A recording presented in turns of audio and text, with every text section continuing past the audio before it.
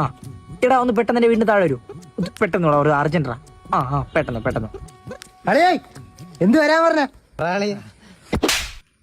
എന്തിനാ മേടിച്ചിട്ട് 2 ആഴ്ചയായില്ല. അനുഭവം തീർത്താ നീ അത്.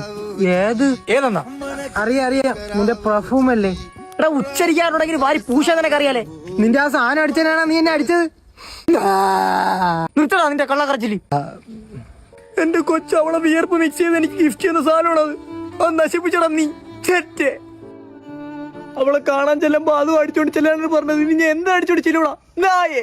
സ്പ്രേ അടിക്കുമ്പോ ഒരു ശബ്ദം കേൾക്കൂലേ, അത് കേൾക്കാൻ നല്ല രസമാണ് അളിയ. അതുകൊണ്ട് ശബ്ദം കേട്ട് ആ സാധനം തീർന്ന ഞാൻ അറിഞ്ഞില്ല അളിയ. തീർത്ത് കളഞ്ഞല്ലോടാ മഹാഭാവി.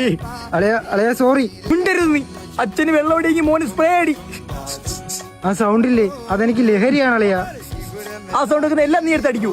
ഓ ഇല്ല എന്റെ കൊച്ചിന്റെ വിയർപ്പാണടാ നീ തീർത്തത് മഹാഭാവി. അമ്മ